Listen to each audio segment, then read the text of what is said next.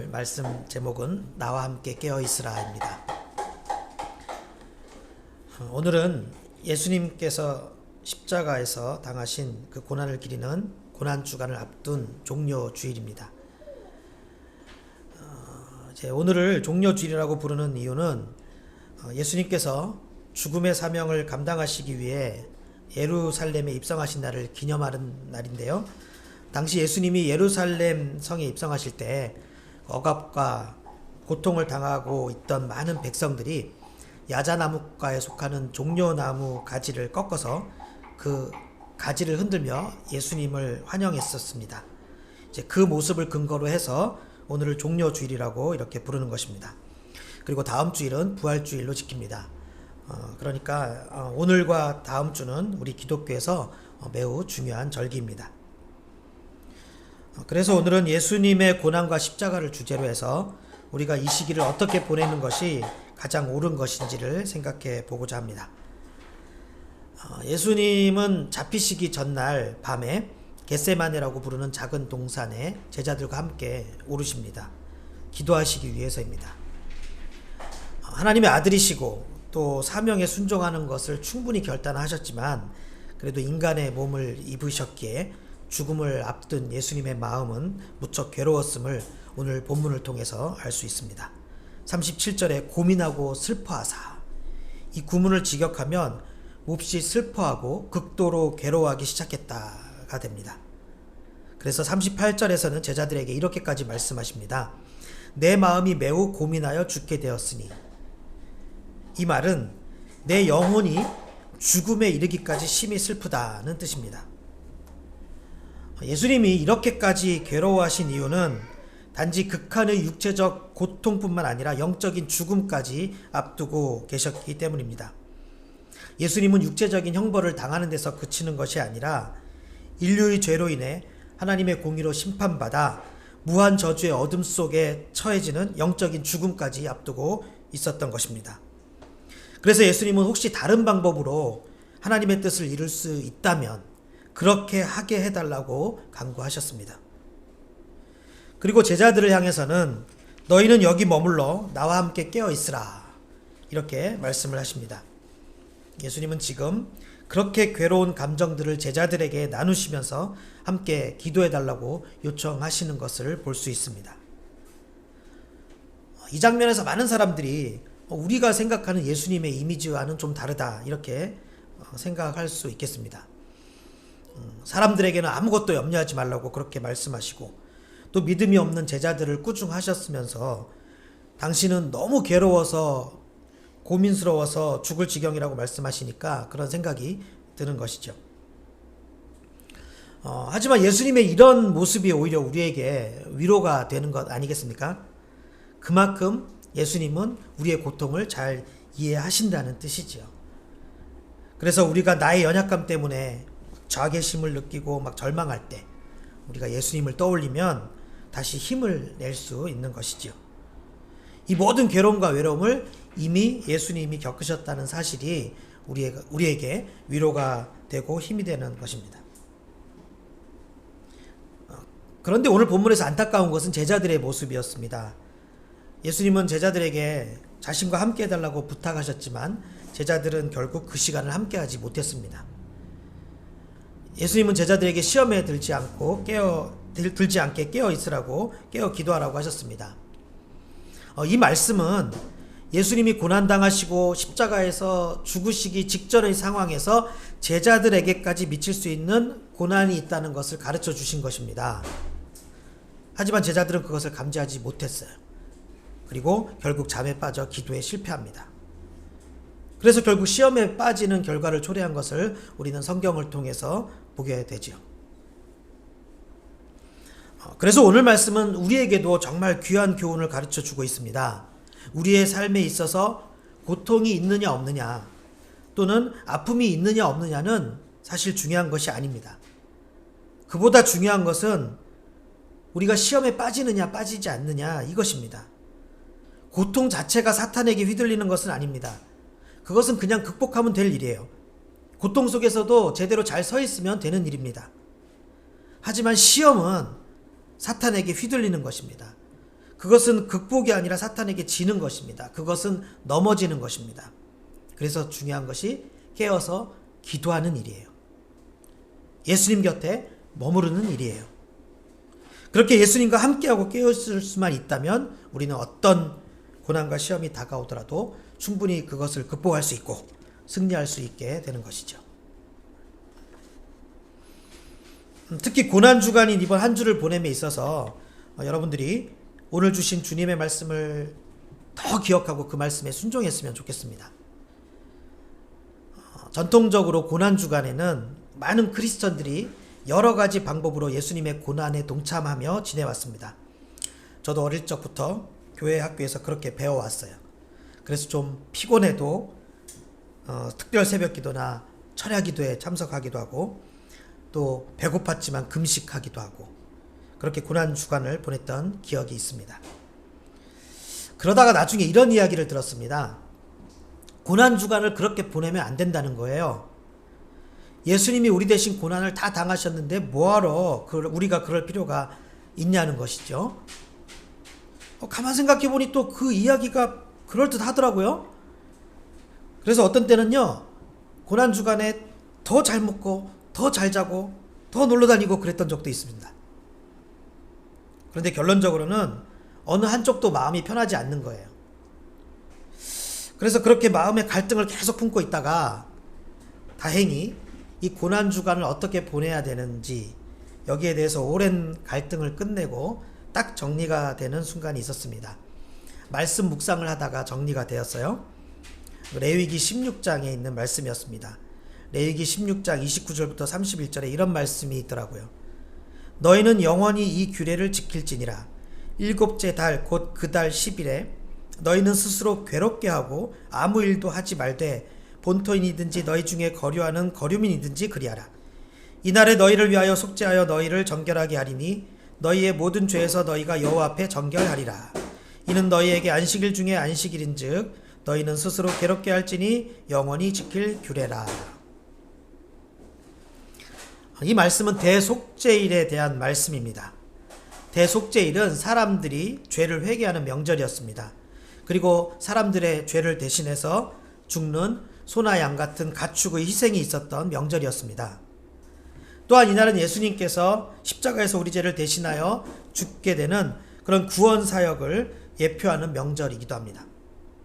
자, 그런데 하나님께서 그날을 어떤 식으로 보내라고 말씀하시냐면 크게 두 가지입니다. 첫째, 아무 일도 하지 말라는 것입니다. 그리고 둘째, 스스로 괴롭게 하라는 것입니다. 아무 일도 하지 말라는 것은 쉬는 것을 의미합니다. 이것은 무슨 뜻이냐면 주님의 구속사역에 우리가 보태야 할 것은 아무것도 없음을 상징하는 거예요. 아무것도 하지 말라. 아무것도 하지 말라. 할 것도 없다. 해서 될 것도 없다. 그러니까 몸은 편하겠지요. 그러니까 일단 쉼을 누리는 것입니다. 그런데 그러면서도 또 스스로 괴롭게 하라고도 하십니다. 이것은 당시에 자신을 대신해서 죽은 그 가축의 희생을 기리는 행위였습니다. 그리고 이것은 더 나아가서 결국 우리 대신 죽임을 당하신 그리스도의 고난을 기억하라는 뜻이 되는 것입니다. 그래서 얼핏 보면요, 쉬라는 것과 괴롭게 하라는 것이 서로 모순처럼 보이지만 대속죄일에는 우리가 구원받게 되는 그 은혜를 누리는 것과 또 희생을 기리는 절제가 균형을 이루는 모습을 보여야 한다는 것이죠. 이 고난주간도 같은 맥락으로 이해를 하시면 됩니다. 누림도 필요하고 절제도 필요합니다. 나의 공로 없이 받은 이 구원이 얼마나 큰 은혜입니까? 그래서 우리는 감사해야 되고 그 은혜를 누려야 합니다. 하지만 다른 한편으로 예수 그리스도의 고난을 잊어서는 안 되죠. 예수님이 당하신 그 고난과 죽음을 생각할 때 어찌 아무렇지도 않겠습니까? 그렇죠? 그래서 우리는 마땅히 고난주간 한 주만이라도 절제하는 삶을 살아야 합니다. 어떤 나라에서는 어떤 사람들은 이 고난주간을 기념한다고 진짜로 십자가에 자기 손을 못 박는 그런 행사도 하더라고요. 뉴스에 이제 보시게 될 거예요. 그런 비슷한 모습들이 의외로 꽤 많아요. 자기 몸을 학대하고 채찍을 맞기도 하고 그러는데 그건 잘못된 겁니다. 왜 자기가 십자가에 못을 받고 채찍 맞고 그래요? 주님이 죄값을 다 치러주셨는데 그건 오버지요. 하지만 그렇다고 해서 그냥 편하게 누릴 거 다 누리고 즐길 거 다 즐기고 그것도 잘못된 일입니다. 그러니까 오늘 그 레위기 말씀에 그러잖아요. 스스로 괴롭게 하라 이렇게 말씀하시잖아요. 그 스스로 괴롭게 하라고 해서 그렇다고 자기 몸에 상처를 입히고 그런 식으로 막 못 받고 그런 식으로 하라는 것이 아니라 평소보다 절제하라는 뜻입니다. 그래서 평소에 즐기고 누리던 것을 제한하는 거예요. 그렇게 절제하는 생활을 통해 예수님이 당하신 그 고난을 생각하는 것이 이제 우리가 그렇게 절제하는 생활이라는 것이죠. 그러면서 이제 그렇게 절제만 하는 것이 아니라 말씀 묵상에 더 집중하고 기도에 더 집중하는 것입니다. 이것이 고난주간을 제대로 보내는 방법이에요. 그렇기 때문에 저는 오늘 이 고난주간을 기리는 그 두 가지 대표적인 방법을 좀 소개하고 또 함께 실천할 것을 말씀드리고자 하는데요. 첫째는 금식입니다. 일단 이 금식에 대해서 많은 한국교회 교인들이 오해하고 있는 부분이 있는데 그것부터 좀 말씀을 드려야 할 것 같습니다. 여러분, 금식하면 자주 인용되는 성경 구절이 하나 있습니다. 여러분 뭐라고 생각하세요? 이 말씀은 국내 유명한 기도원들, 이제 금식 기도원들에 가보면 이 성경 구절이 크게 쓰여 있습니다. 바로 이사야 58장 6절이에요. 내가 기뻐하는 금식은 흉악의 결박을 풀어주며 멍에의 줄을 끌어주며 압제 당하는 자를 자유하게 하며 모든 멍에를 꺾는 것이 아니겠느냐. 이 말씀입니다. 그래서 금식 기도를 하면 흉악의 결박이 풀어지고 멍에의 줄이 끌어지는 역사가 일어난다고 그렇게 많이 해석하고 있습니다. 그리고 하나님은 금식을 기뻐하신다. 이렇게 이해를 하고 있습니다. 그런데 이것은 아주 잘못된 해석입니다. 문맥을 잘못 이해한 거예요. 예를 들어 제가 이렇게 말한다고 생각을 해보세요. 제가 사랑하는 국가는 모든 국민이 주일에 하나님께 예배를 드리고 교통비가 전혀 들지 않는 것입니다. 자, 제가 이런 말을 했다고 했을 때 그 뜻이 뭘까요? 국가는 무조건 그런 모습이라는 거 아니죠. 또 제가 국가를 사랑한다는 뜻도 아니에요. 그게 아니라 제가 원하는 것이 뭐예요? 하나님 앞에 예배드리고 교통비 좀 안 드는 거. 제가 원하는 게 그거라는 뜻 아닙니까? 그죠? 예, 마찬가지입니다. 이사야의 이 말씀도 금식이 그런 능력이 있다는 뜻이 아니에요. 그게 아니라 하나님께서 진정으로 원하는 것은 흉악의 결박을 풀어주는 것. 그렇게 억눌린 사람들이 자유롭게 되는 세상을 원하신다는 뜻입니다. 그러니까 지금 금식이 최고인 것으로 생각하는 백성들을 책망하시는 말씀이에요. 너희들이 나의 진정한 뜻은 외면한 채 아무리 그렇게 금식하고 거룩하고 경건한 생활을 한다고 해도 그것으로 나를 기쁘게 할 수는 없는 것이다. 오히려 금식보다 사회 정의나 인권을 더 소중히 여겨야 한다. 이런 뜻이에요. 이 말씀은, 이사야 말씀은. 그러니까 가식적으로 살지 말고 사람들을 사랑하며 살라는 것이죠. 그런데 이 말씀이 특히 우리나라에서 해석이 잘못돼가지고 이 이사야 성경 구절에 대해 오해를 많이 하기 때문에 이 시간에 잠깐 말씀을 드렸습니다. 물론 성경에서 금식을 근본적으로 금하는 것은 아닙니다. 또 많은 우리 믿음의 선배들도 이 금식을 통해 경건 생활을 잘 실천해 온 것이 사실이거든요. 그래서 우리가 금식에 대해서 잘 이해를 하고 또 우리의 신앙생활에서 금식을 잘 활용하는 것이 매우 중요합니다. 우리는 보통 금식의 방법을 한 가지만 알고 있는데요. 사실 교회 역사를 살펴보면 금식의 방법은 여러 가지였습니다. 리차드 포스터는 금식을 세 가지 유형으로 잘 정리했는데요. 절대 금식, 일반 금식, 부분 금식 이렇게 세 가지로 정리를 했습니다. 그래서 절대 금식은 뭘까요? 이것은 정말 절대 금식, 그야말로 물도 먹지 않고 모든 음식을 끊는 것을 의미합니다. 또 일반 금식은 뭐냐면 물을 제외한 모든 종류의 음식을 끊는 거. 보통 이렇게 많이들 하죠. 물은 드시면서 금식하고 그러잖아요. 그걸 이제 일반 금식이라고 하고. 그리고 부분 금식이 뭐냐? 이 모든 음식을 끊는 것이 아니라 특정 음식만을 끊는 것을 뜻합니다. 이 세 가지 중에 기독교 역사에서 어떤 방법이 제일 많이 사용됐을까요? 바로 세 번째 이 부분 금식이 전통적으로는 가장 많이 사용되어 왔습니다. 중세시대 교부인 요셉이 또 다른 교부 포에멘에게 금식은 어떻게 행해야 합니까? 이렇게 물었어요. 그랬더니 포에멘이 이렇게 대답했습니다. 제 경험으로는 매일 먹는 것이 더 좋다고 생각합니다. 그러나 만족하지 않기 위해서 단지 조금씩만 먹는 것이 좋습니다. 자, 이렇게 조금씩만 먹는 것도 부분 금식에 속한다고 할 수 있습니다. 다른 말로 금욕적인 금식이라고 할 수 있겠죠. 그래서 금식을 정말 힘들어하는 성도들도 많거든요. 그런데 이런 부분 금식은 모든 성도들이 다 할 수 있다는 장점도 있습니다. 또 이 부분 금식은요, 꼭 음식을 먹지 않는 것뿐만 아니라 그 밖에 다른 것까지도 모두 절제하는 의미로 금식을 시행할 수 있는데요. 예를 들어서 텔레비전을 시청하는 대신 자연의 소리를 듣거나 조용히 침묵을 하거나 성경을 묵상하는 것이죠. 자, 이런 것도 현대적인 의미에서 금식의 형태가 될 수 있다고 생각합니다. 우리가 금식이라고 해서 개인의 건강 상태를 고려하지 않고 무조건 음식을 끊는다든지, 또 음식이 아니라 다른 거 끊는다고 해갖고 직업의 특성을 고려하지 않고 무조건 컴퓨터를 끊는다든지, 이런 것은 자칫하면 금식의 원래 의미를 잃어버리고 단지 행위적인 것만 추구하는 그런 우를 범할 수 있거든요. 금식에서 중요한 것은 그 목적입니다. 목적. 그래서 내가 외적으로는 일상의 일을 하고 있더라도 내적으로는 예배를 드리고 있는 것이 바로 금식입니다. 평소의 생활에서 경건하지 못한 일들을 금식을 통해 절제를 하고, 그러면서 주님을 더 많이 묵상하게 되고, 그것을 통해 은혜와 복을 누리는 것이죠. 저는 우리 보듬교회 모든 지체들이 이번 고난주간 일주일 동안 이런 금식을 통해서 예수 그리스도의 고난과 십자가를 묵상하셨으면 좋겠습니다. 그래서 여러분 각자의 형편대로 금식 방법을 정하시는 거예요. 여러 가지 방법이 있을 것 같습니다.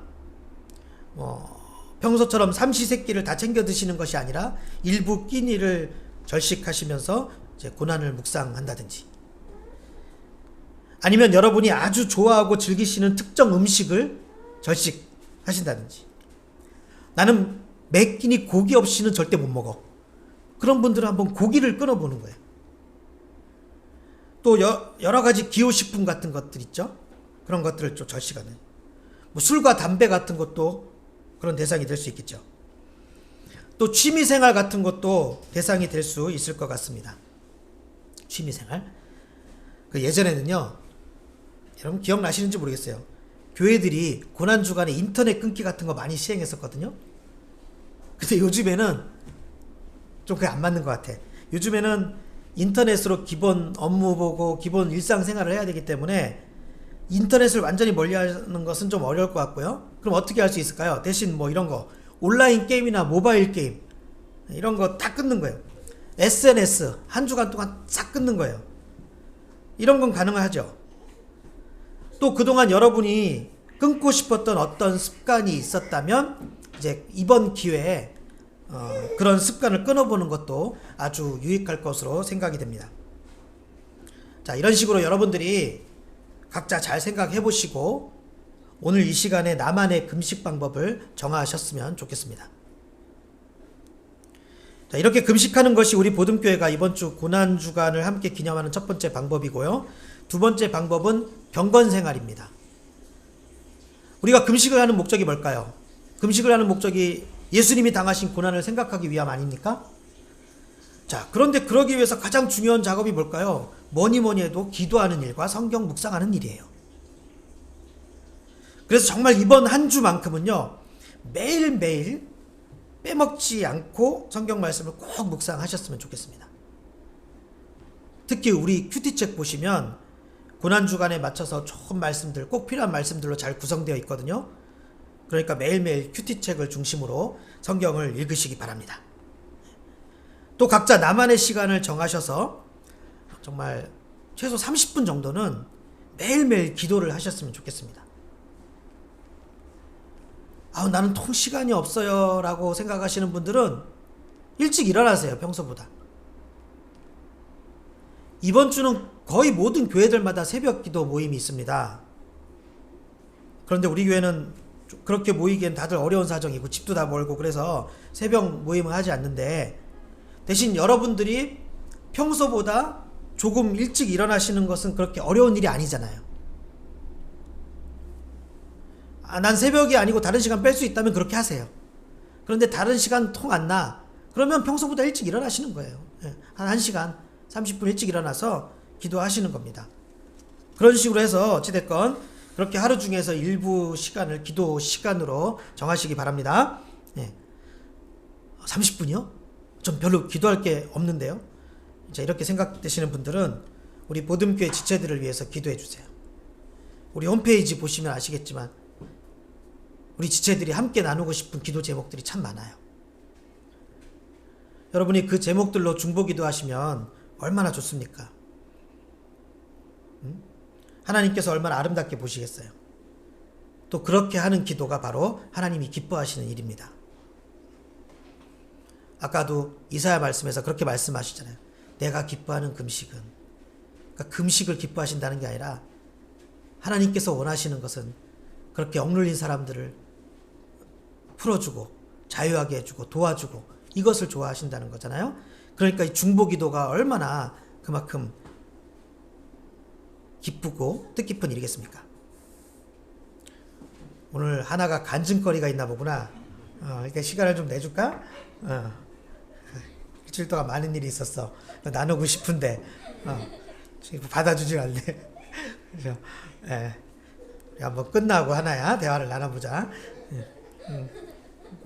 주님께 더 가까이 가고자 하는 저 노력, 열정. 참 이게 고난 주간을 맞이해서 또 뜻깊은 이렇게 모습을 보여주죠. 하나가 저렇게 해야 된다는 거예요. 이번 주는 하나님께로 더 가까이 가기 위해서 애를 써야 된다는 것이죠. 자, 이렇게 이번 한 주는 우리 모두가 금식과 경건 생활을 통해 주님을 기억하고 주님이 당하신 고난을 깊이 생각했으면 좋겠습니다. 날 위해 십자가에서 물과 피를 다 쏟으신 그 주님을 내 삶이 아무리 바쁘다고 해서 잊어서야 되겠습니까? 그렇죠? 내가 받을 저주를 대신 감당하신 그 주님의 사랑을 고난 주간조차 잊고 지내는 것은 정말 너무 가슴 아픈 일 아닙니까? 우리가 잊을 게 따로 있지 주님의 사랑, 주님의 고난을 잊어서는 안 되는 것이죠.